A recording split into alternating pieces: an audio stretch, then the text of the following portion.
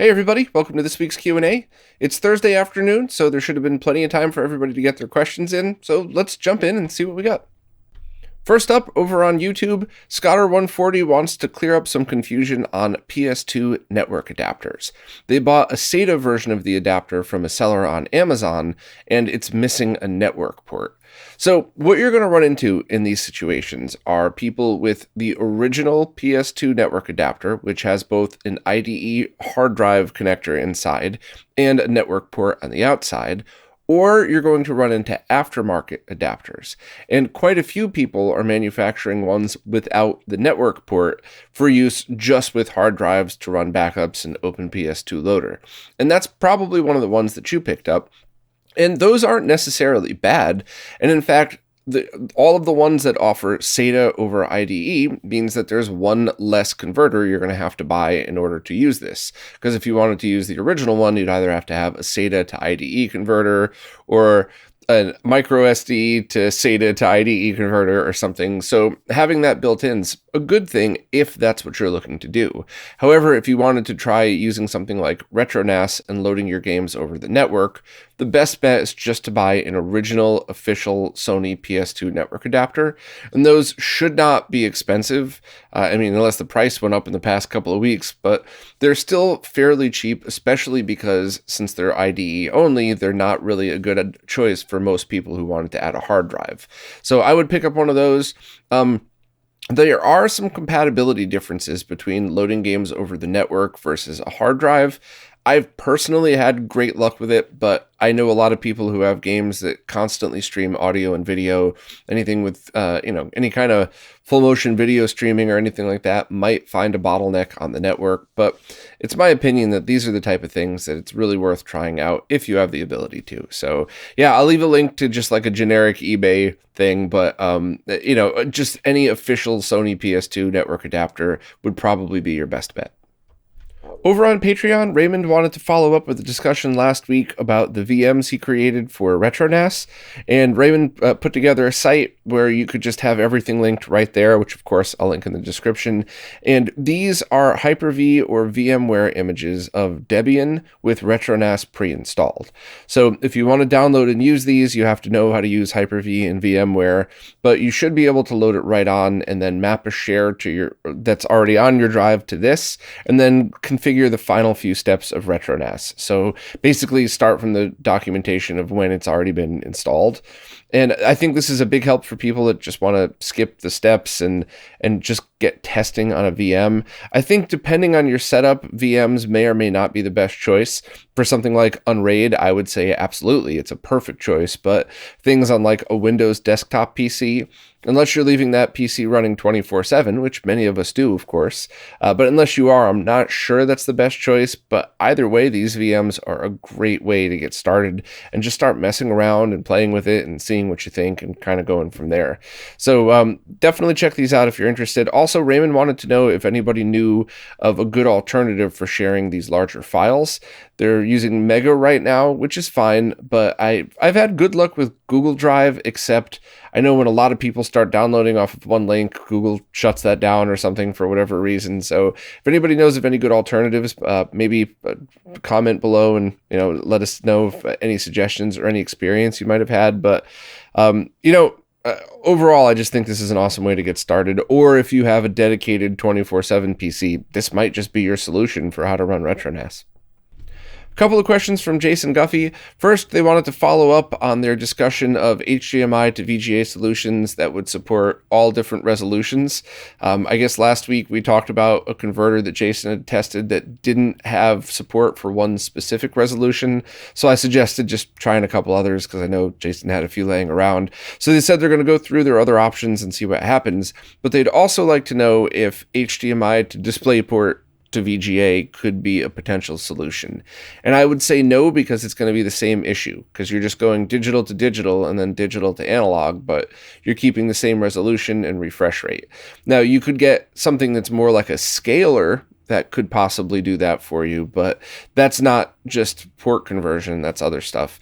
Coincidentally enough, just this morning I posted the HDMI to DisplayPort shootout, so I reviewed 3 different types that you'd certainly be welcome to try if you wanted to go through that experiment, but I don't think that's really something that, once again, I'm not trying to tell you what to do, but I wouldn't waste your money on those unless you had another use for it. So like I said in the very opening of that review, if you have a monitor like I used to have that was 4K 30 via HDMI, but 4K 60 via DisplayPort, those would be awesome solutions, and I think they would handle a lot of different things. For most people, the cheaper solution, the Phonex and the HDMI splitter, would be the right move, but there are absolutely, I still got it right here, there are absolutely people that would benefit from the far more expensive SIG adapter. I love this thing. I just, if I end up keeping the capture card that I have, I'll keep that, but it just got every feature I would want in something like that. But I digress. Sorry, I spent so much time on that review. It's still bouncing around in my brain even though it's out. But I don't think that's something you should buy for this particular scenario that you were talking about, unless you were going to buy it anyway to try something else, and then why not at that point? Also, Jason wanted to know about Xbox 360 OEM component cables. They've seen a lot of people use them for do-it-yourself projects, like snipping off the 360 connector and adding on an original Xbox or PS2 connector. Do I know much about the quality of these cables in comparison to something like the HD Retrovisions? They have a very good reputation. It's my personal opinion, only because I know Steve and I know how his brain works, that if they ever released Xbox 360 and original Xbox component cables, I would use those just because I know how Steve is. He won't release something unless he is confident saying these are very good, which for Steve, calmly saying these are very good is the same as me jumping up and down, swinging my arms in the air, swearing, yelling profanities, talking about how awesome they are. So, I think it's totally safe to buy OEM cables knowing that they're probably going to be shielded, built right, and if there's any issues, it's a one-off, something broke on the inside, a manufacturing flaw, whatever. I don't like seeing them hacked up for other solutions. That's just my opinion. I don't, do whatever you would feel like with your own, but especially with PlayStation 2, because you could just order a set of inexpensive HD Retrovision, inexpensive compared to other well-shielded stuff out there. And even the original Xbox, you could do the same thing. Pick up the HD Retrovisions and an adapter. So if you're on a budget and you have extra ones laying around, I totally understand that. But if you're going out purposely looking for these things, I do like to see other solutions. But just to answer your question, do I know much about the quality of these cables? Not too much, other than it's kind of the general consensus that they're safe to trust for being well shielded and not going to add any interference. Lastly, they're wondering if I knew anything about frame doubling, or specifically taking a 30 hertz source and doubling it to 60, or a 60 outputted as 120. So you would have to have a frame buffer in order to do that, as far as I know. So I could be wrong. I'm not an expert in building scaling algorithms and stuff like that, but I'm friends with the people that are, and I was kind of curious about that myself. And I believe that to do something like that, you'd need a frame buffer, and it would be a complicated thing that would add more lag than it was worth, and there really aren't too many scenarios out there in which you would want this. But with emulation, it would work. So it should be possible to take a PC, I don't know about a Raspberry Pi, but run 240p at 120 hertz to get something like a 240p look on a VGA monitor. Now, I've never done this in person. Every time I talk about this, there's always 10 trolls in the comments explaining to me why it's not a good idea. But the people who have done this that have told me about it are people I absolutely trust. So I don't really understand what the problem is. It sounds to me like it really depends on your VGA monitor. Kind of like when I say, take your 240p signal, stick it in the RetroTink 2X or the OSSC in 2X mode, plug it into a VGA monitor and try that with scan lines. If you have an older VGA monitor where, the color's tinted on it, the brightness doesn't work, so you can't really see it that well, yeah, it's a terrible solution. But if you have a semi-decent VGA monitor, it's going to look really close to a PVM. So my guess, is that running 240p at 120 hertz doubled from 60 hertz via emulation is something that would look awesome on some CRTs, but not others. Now, that's 100% of a guess. I don't have any CRTs that could accept 120 hertz. I really hope to get one 20-inch VGA monitor that can do that, though, because I want one here for testing, and the ones I tested before only went up to like 85. So hopefully I could stumble across one of those at some point, but that's definitely one that I would be interested in doing an experiment on, and I would absolutely do a 240p 120 test. But I also know that I'm only going to be doing it on one monitor. So unlike RGB on VGA that I can't even remember how many times I've done that, I certainly wouldn't come to a final conclusion about one experiment on one monitor. I would try to be open-minded about it and just show how I did it and how I thought it looked. Vertpenguin? I'm so sorry. I'm terrible with everybody's names. I don't mean to be. I just am. Please correct me somehow if you don't mind. But Vert would like to know, with Unraid and RetroNAS and all this stuff, they would like to organize their ROMs properly. This included naming, format, and maybe some kind of collection compilation. For their music library, they know exactly what to do, but for ROMs, they're a bit lost. They started organizing ROMs in a folder tree like RetroNAS, but they're missing some systems. They have a MiSTer, some flash carts, and ODEs for different retro consoles. Their question is, where do they begin and what's the advice? So, you are in luck big time, because first of all, Smoke Monster's packs already do that. So you're able to download these scripts, you get your ROMs wherever you might find them, and then you run this script on those ROMs, and they rename everything, they put them all in the correct directories. It's a pretty cool thing.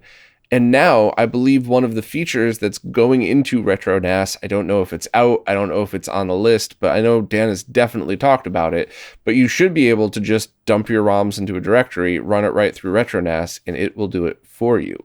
So I think that is a really cool way to keep everything organized, and especially for things that need to be renamed, that need to be in subfolders. I just think that's such a good idea. There's also talk of CHD format versus ISO, BinQ, and all of that, but the goal is to be compatible with everything, so we're still trying to figure out exactly where we're at with that one. So for some of the optical drive-based consoles, you might still need to do that yourself just to begin with, but if you're going to use RetroNAS, the folder structure there is awesome, because due to symlinks, wherever you put them, if it's in, let's just say, Sega Genesis, everywhere that you use this will have its own directory that makes it look like there's multiple copies of each, but they're really only in one place, and the symlinks tell the devices like MiSTer or whatever that here it's in the folder structure that you're already looking for. So the advice would be to decide, first and foremost, are you going to do a RetroNAS setup now, or is that going to be something you do in the future? If it's something that you're going to do in the future, download the Smoke Monster pack scripts, run those, and that should allow you to organize your collections. There should be tutorials up there or something that shows how to use those. You just have to find the ROMs anywhere you could find them, but the script will take care of it. If you do plan on working with RetroNAS right away, or if you've already built one, check Dan's GitHub and see if that feature is something that's available yet. Maybe by the time you hear this, it'll already be out. Maybe it is already out. I honestly can't remember, but that would just require you to update RetroNAS, which is like one line of code, or they might even have an update built in soon enough. And then the feature would appear, and then you just run that feature. So yeah, great time to ask that question, because you have a couple of pretty cool answers. So thanks very much for the kind words, and hopefully I'm able to point you in the right direction for this one. Alfred T. Capulet is having an issue that is pretty common in retro gaming, in that they started out with a RetroTink 2X Mini, but it's not compatible with certain models' Elgato capture cards. And this is just kind of a known thing where I generally recommend not using Elgato for this exact reason. Now, yes, there's definitely models that work better than others. Some people seem to always have had good luck, but I have not. And this is one of the many issues that I run into, and it seems to be an issue on Elgato's end. So that's really not a solvable issue as far as how to fix that capture card. So in order to get around it, they wanted to use something else, so they tried building a GBS control, which seems to be working great for everything that would input RGB, VGA, or component, but that leaves them hanging for S-Video consoles, and they were looking for a way to get S-Video into the GBS control and then go from there. So I have a couple of different answers for you, and I think you should let total cost, not just the price of the solutions, total cost, the effort that you're going to put in, and ease of use kind of go through all of this for you.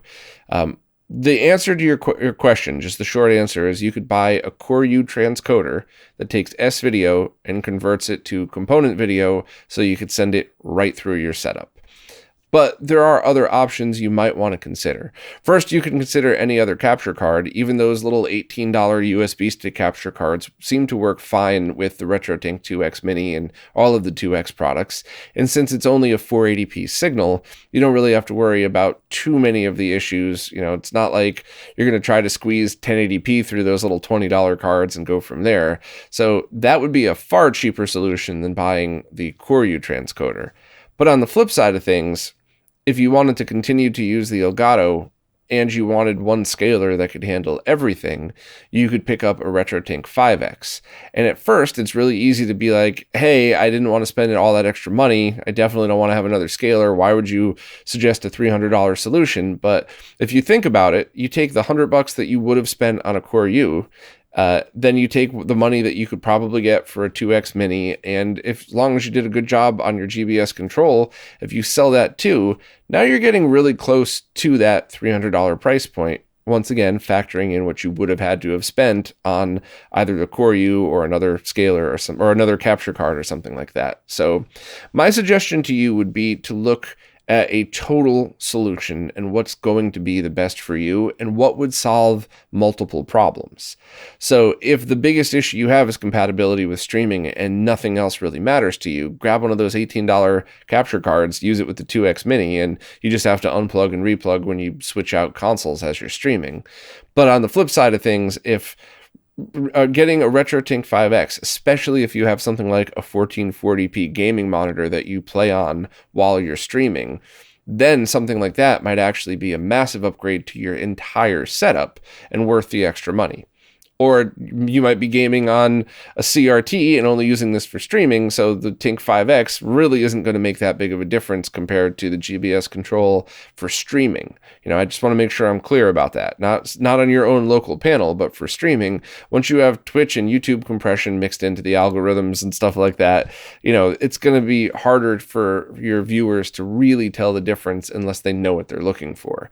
So I mean that respectfully. I'm certainly not putting down Mike. I love both of those projects. I'm just being realistic, you know, unless you're a pro streamer that's doing this for a living that wants to look as professional as possible, not that big of a difference for casuals. So hopefully I was able to paint the proper picture for you and give you choices, and it's really up to you to decide what, if any of those is best for your setup, but hopefully I at least aimed you in the right direction. Oliver Clare is continuing to build a retro setup with a bunch of much older consoles that are RF only, and wanted to look into what type of cables to replace the stock RF cables with. Are there good shielded replacements? Is there anything else out there? And I would say, if possible, you could just use RG6 coax cable. So that's like the cable TV with a screw at the end. There was RG59 and RG6. You could just use the later model, the RG6 version, and that should be as shielded as humanly possible. In fact, if you really wanted to and you had a bunch of RG6 cables, you could buy some adapters and use those for RGB, for VGA, for audio. I think I saw people back in the day using them for their subwoofers because they were highly shielded and had enough of a conduit to be able to get all the signal over to them. But unless somebody's remembering something that I don't, which please chime in the comments if I'm getting this wrong. But I think that's certainly an easy way to just guarantee that your cables are shielded. And as you've probably seen if you've ever been in an apartment building or a place with a lot of cable TV wires going through, they just bundle them up as a nest and zip tie them together. And all of those cables together don't interfere with each other because they're so highly shielded. If you've ever cut one of those open, there's, a lot of metal foil on the outside and there's like a wire mesh, and there's a thick solid conduit in the middle surrounded by foam. So it's about as shielded as you could possibly get. So I think that would probably be a good place to start, but if there's anything more specific that you were looking for, definitely let me know. But I just think it's a cheap solution because you could probably end up getting like, 50 feet of RG6 cable, a crimper tool, and some heads, and just make the cable lengths much easier than other cables. Because you're just talking about snipping the end off, pulling the foil back, putting the connector on, and crimping it. It's not like making a SCART cable, and it's even easier than making network cable like RG45 or Cat6, whatever, So, but let me know if that wasn't what you were looking for. Hopefully I got that one right. Couple of things from the Remora. First, they have an MV1C on the way from Mexico. That's the Neo Geo MVS board. That's the smallest one they made, so it's really easy to use in consolization projects. And while they're already on the waiting list for an Open MVS kit, they wanted to ask if there was a good budget supergun I would recommend just to hold them off until that happens. None that are easily available. You could pick up like an AshenWorks Mini. I would check to see when that would ship first, because if Ashen's back ordered, then you might end up getting the Open MVS at the same time. But the other projects out there that are great are the Minigun, the Haas, and there's a few others, but I don't know if they're reliably in stock at the moment. There is another project that I thought was done like a year ago that is exactly what you're looking for, just a mini basic supergun that's safe to use, that doesn't have any extra features, but it would just work. That would have been perfect, except I don't know why it's not out yet. So maybe DM me if you need one right away, because there might still be a prototype or two left I could hook you up with. But that's actually the main one that I use here for testing is that one, because I know everything about it, how it was built. There's no surprises. I could just, tackle a project without worrying about it. So yeah, I'm not sure. Also, you wanted to ask a question about repro shells, but I don't know if you mixed up AES or MVS. So I'm going to read through your question and then kind of try to explain it out. So the Remora said since the Neo SD MVS Pro is sold out, they were looking at the Darksoft cart, which both are good. Just pick whichever one's features you prefer. And is there anyone who's selling repo shells for the AES that they could swap it into, assuming they fit in the Open MVS shell? So I just wanted to clarify a few things. The Open MVS shell is a 3D printed case, and the internal electronics kit is just a way to guarantee the best quality analog audio and video signals you can get without doing any other crazier mods to it. But it's still an MVS. So the cartridges are MVS, everything else on it is that. So if you were saying swap it into a shell that looks like a pretty AES shell but still is an MVS, then I don't know. I've never tried that. It might be possible. I just wanted to make sure that you weren't going to be trying to put this or play AES games on it or put it into an AES cartridge shell. And I think the size is even slightly different, so I don't know if that would fit or work. But I do know there's plenty of people making clear just MVS cartridge shells that look awesome. I don't remember if we talked about them on RetroRGB. I'll do a quick search when I'm done with this, and I'll leave a link if I find it. If not, you might have to do some creative Googling. But I definitely remember finding like clear colored plastics that would fit MVS cases that would make it easy to swap it in either direction if you wanted to, put a nice label, have it look pretty cool. So that's certainly an option. Sorry if I got the AES thing wrong. I just wanted to be very clear just in case anybody listening was unaware, even if you totally got it. And lastly, do I know of a good Ethernet to Wi-Fi adapter that would work for the PS2 and Open PS2 loader? The ones they've seen look older, and they're concerned they might not support anything past wireless G. No, and in fact, I haven't used those in a long, long time. And I just, not because there was a problem, but just because I haven't really needed to. I kind of wired everything, even in my apartments, which I'm sure the landlord wasn't really happy about that, but I wired everything together so everything that needed Ethernet had it. And I only, even in the burbs, I only put devices on Wi-Fi that make sense. Phones, tablets, laptops, but anything that has an Ethernet port and is stationary, I still wire it just for that. So I'm going to have to defer to the crowd for this one. Does anybody have any that they could link to that they know would be a good solution? Also, you mentioned there might be something that's a Pi Zero would be good for. We're working on that too. Kind of paused for a moment because I just had so much stuff pile up.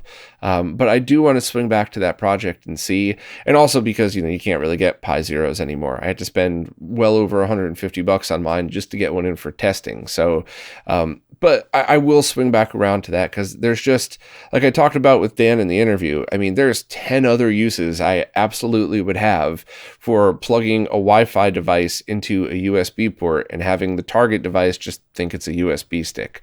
That's actually a feature that I could have so badly used like 10 years ago. I'm sure I could still apply that to today and for many different reasons. And there's even a couple of other kind of neat things that are going on behind the scenes that I don't want to mention, not because I'm trying to be a tease, but just because I don't want to talk about it until we're sure it would work. But that would be a big help as well. So I'll swing back around to that one and see what I could do. Also, thank you very much for the kind words. Much appreciated. James the Naked Snake has an interesting question.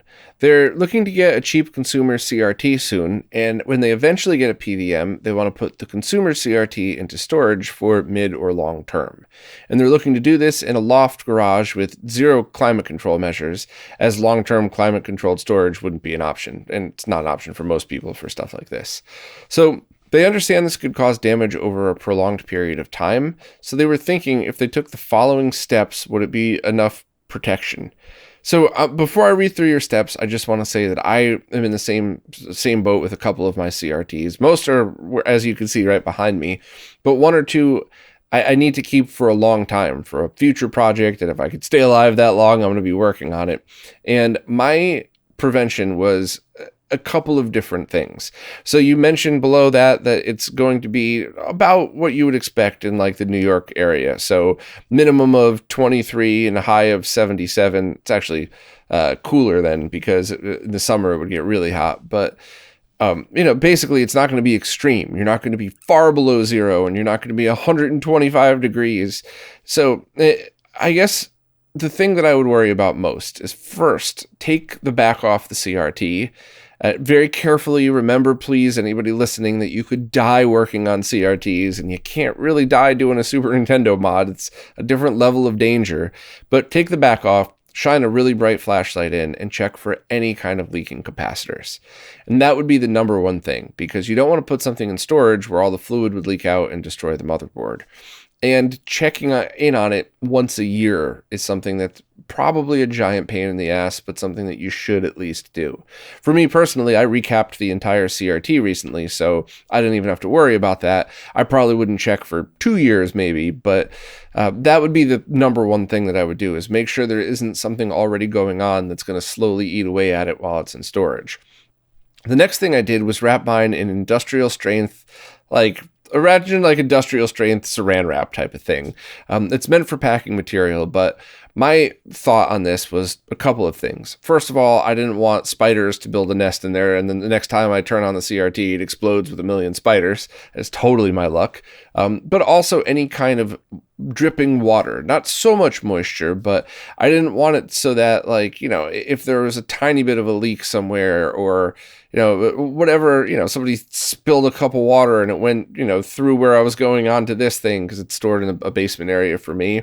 I just wanted basic protection for that. I didn't want it hermetically sealed because you don't want any humidity to build up on the inside, but it was enough where I wrapped enough around it so that, I don't really have to worry. If bugs end up getting in there, then, that's fate. They would have to fight for it, and there's way better places to get food around here than a sealed CRT. So those are the two things that I would, the two basics that I would start with. Clean it up, physically, make sure there isn't dust and grime on it, just to make sure that, that doesn't kind of destroy any of the plastics over a long period of time.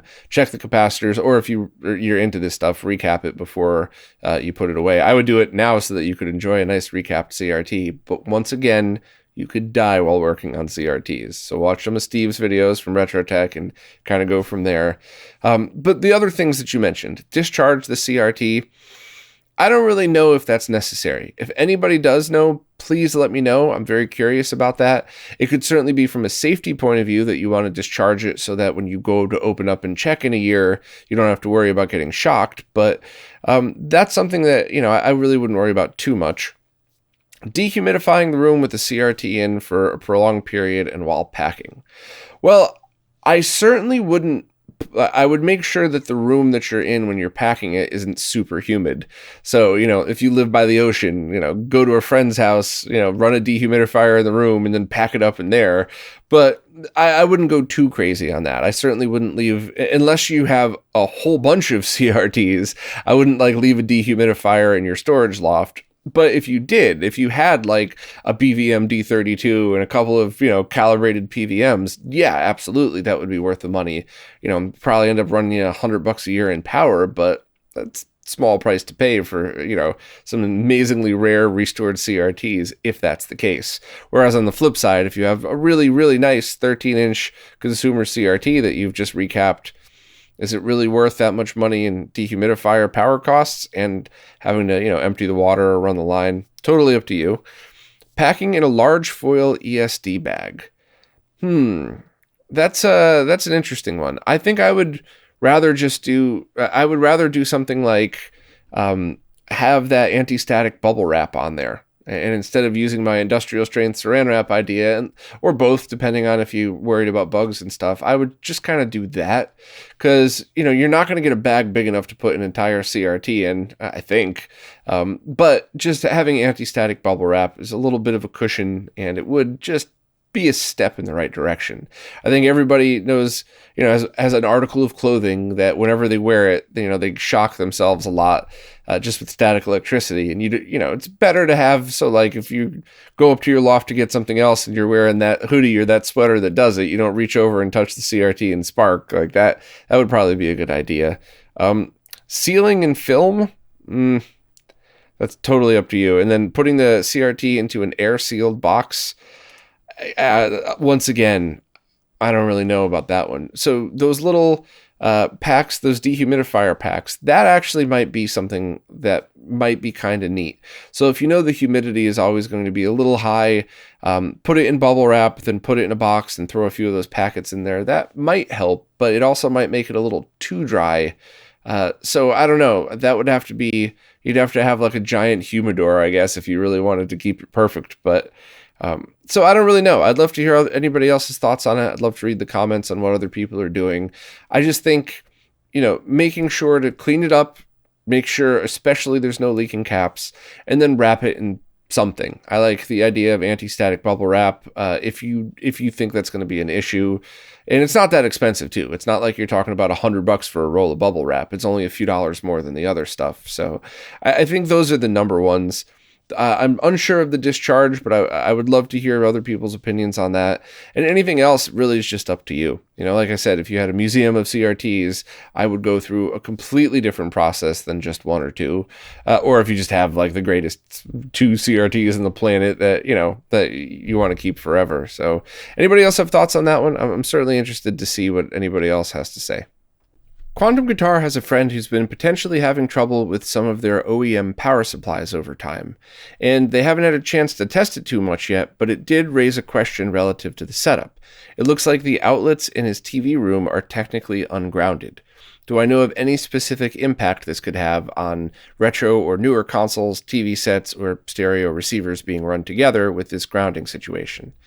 So, couple answers to your questions. First, if you're having any trouble with OEM power supplies, get one of those triads. Buy just one to start. If it solves your problem, awesome, buy some more. Or just buy some adapters and manually switch them. If it doesn't solve your problem, at least you have a backup there for the future. And while I really genuinely don't like to tell people to just throw money out there if you don't need to, that's one of those things that you're going to use at some point. Maybe it'll be next week, maybe it'll be 3 or 4 years from now, but that's not going to go to waste unless you just suddenly stop using power supplies. So I would try that. The other question is way more complicated in that, yes, there could always be issues if grounding is wrong, but probably not with most consoles. So here's why. Most of those consoles have 2-prong adapters. They didn't have a separate ground that would go into the wall, so they're not really designed to do that. Now, of course, if there's wiring issues in the house and it's not grounded properly, that's a safety issue, and that's way above anything to do with video games or electronics.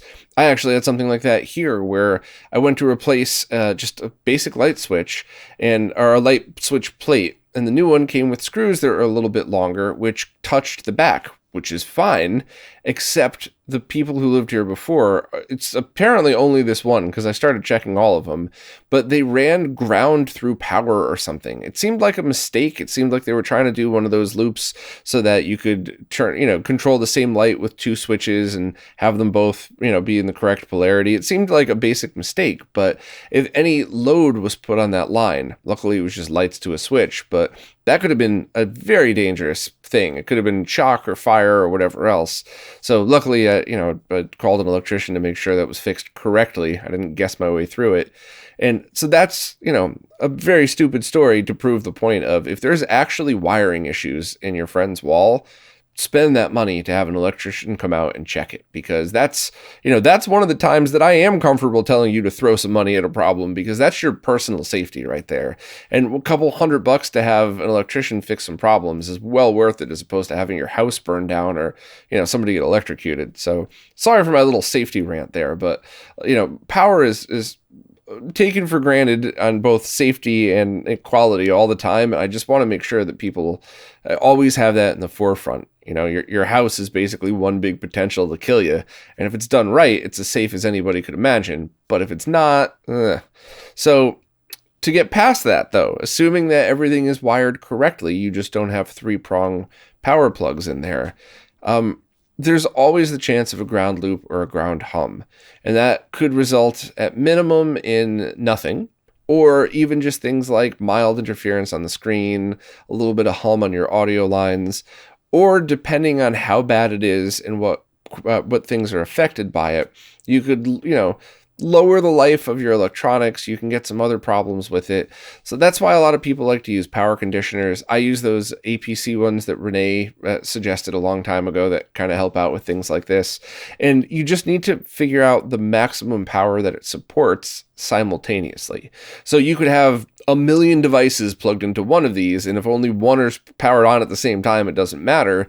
But potentially, especially if you're using CRTs, you could have 4 or 5 of these plugged in, and if they're all powered on at the same time, that's too much for it. So I'll leave a link to that and the triads just as something that, hey, maybe you'd want to check this out.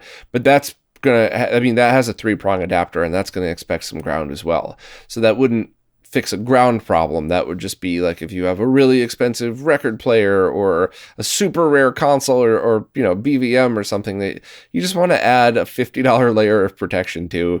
Who knows? Maybe Renee was trolling me and it doesn't do anything.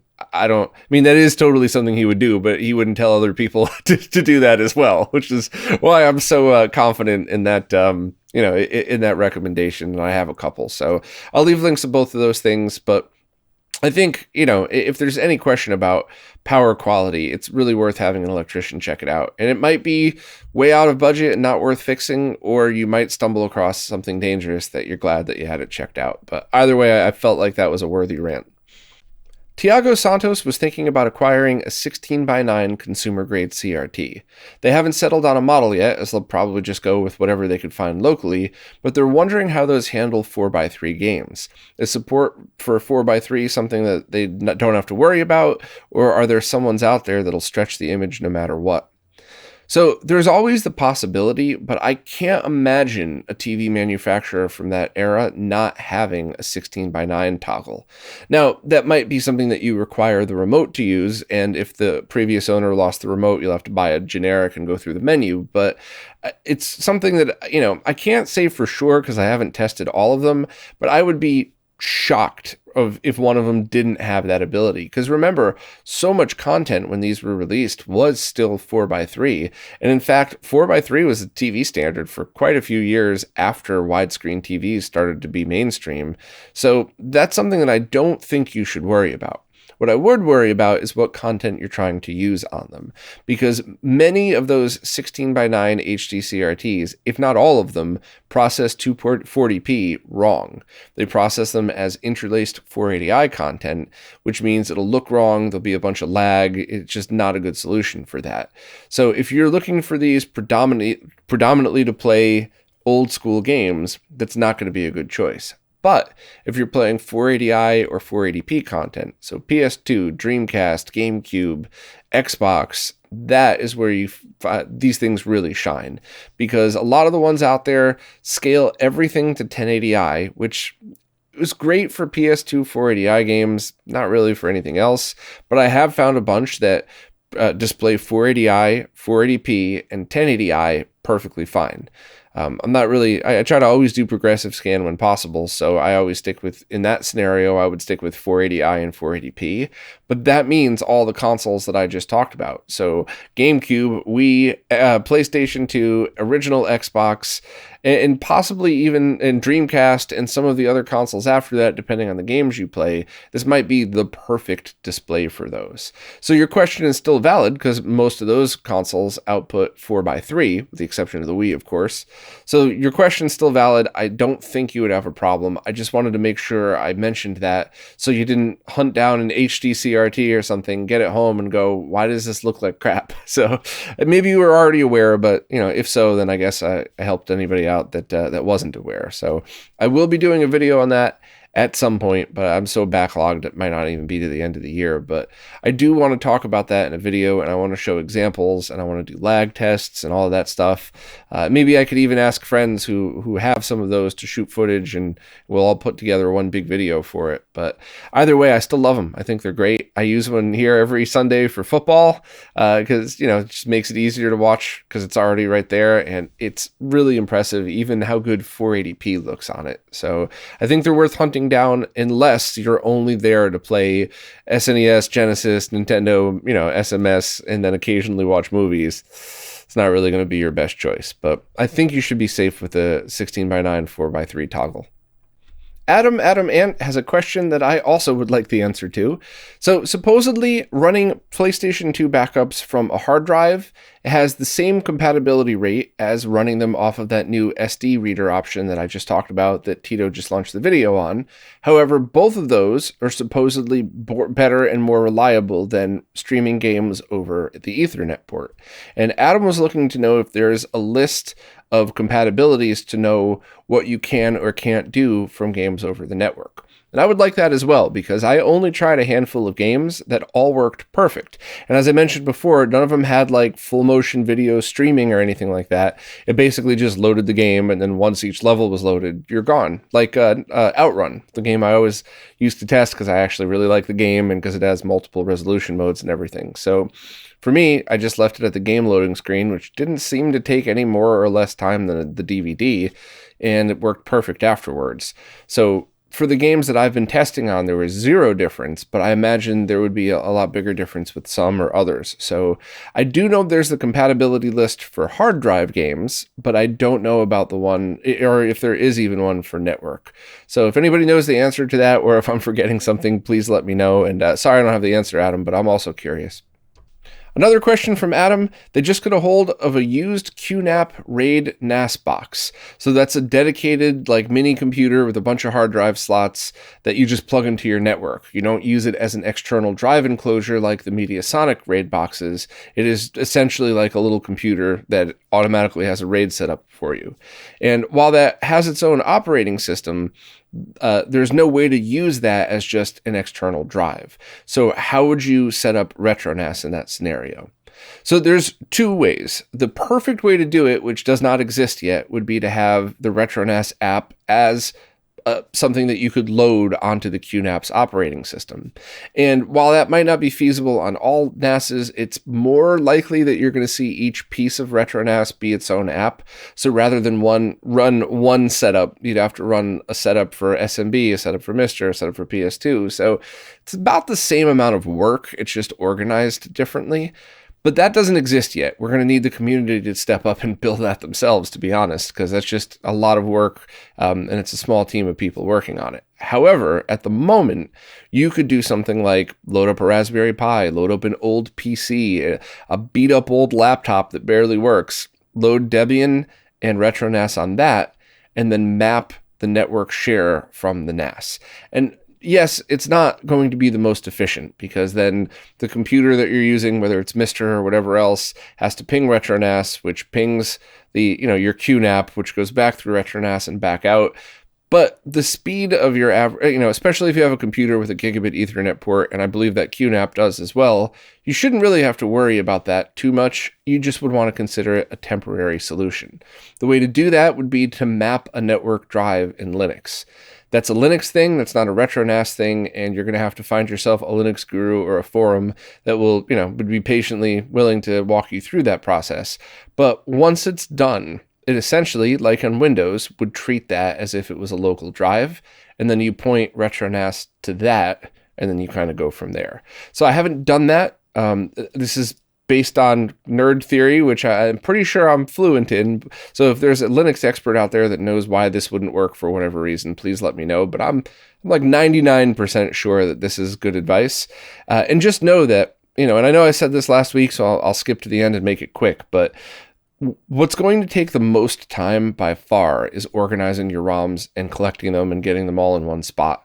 Even if you already have them organized, copying them from one location to another, that's going to be the most time consuming. So while you could start now with a Pi or an old laptop, point RetroNAS to your QNAP, if at some point these apps do become available and the community makes them, it might take, even if you're a complete noob, it might take an hour total to switch over the solution to be running right on the NAS. And, an hour is a long time, but not when you consider that compared to how much time you've spent curating your ROMs. So for something like this, I would totally be comfortable saying, do it twice. Do it now, knowing that it's going to be a temporary solution, and let's hope in the future that we're able to get apps on these different Synology, QNAP, Drobo, whatever NAS boxes, so that people could just add those and then switch it over later. And then that would be more efficient because everything's running on the same thing. So I think that's good advice, but as always, I'm all ears and I'm open to anybody's suggestions, especially Linux experts, because I am not one. Aaron S. got an NES front loader from a coworker, and it does work, but only after the typical wiggling the cartridge around, cleaning the heck out of the cartridge with isopropyl and Q-tips, and they were wondering what to do about that. Should they boil the connector? Should they look into a blinking light win? And that's a question that I have an opinion on, I have a couple opinions on, but it's really something that you're going to have to decide for yourself.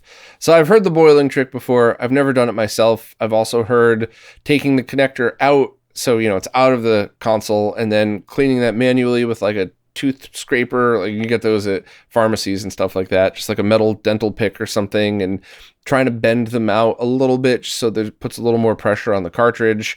Obviously, cleaning it with compressed air is an excellent thing to do. And take a look at the capacitors. Are they leaking?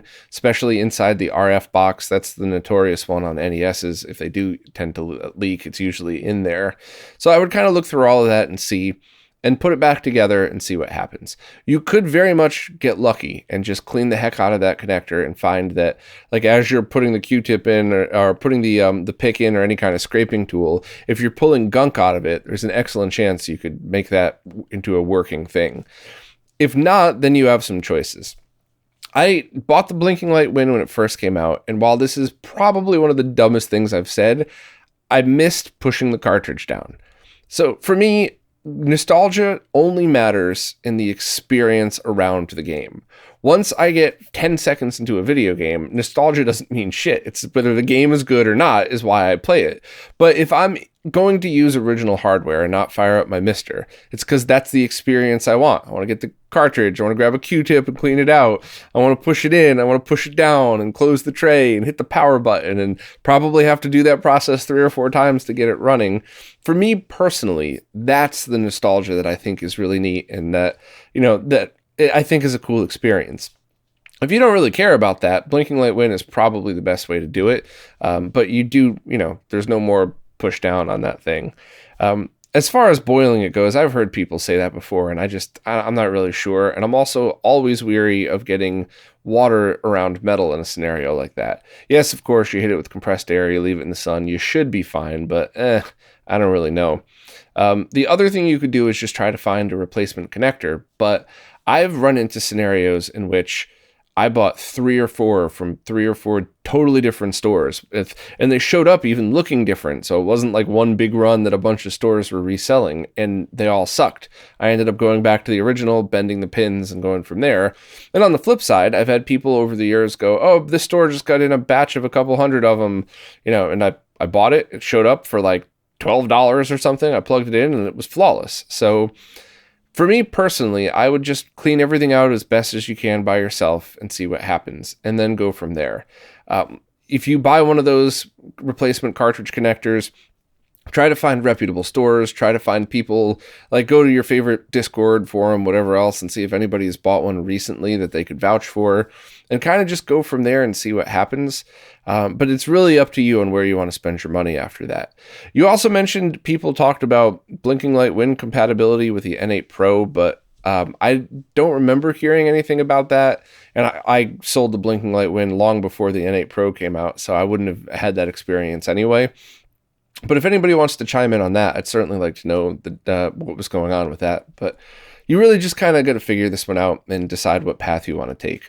For me personally, I would probably just do the cleaning and then buy any 72-pin connector online, cross my fingers and hope I didn't just throw away $15. But, unfortunately with retro, that's going to happen now and then.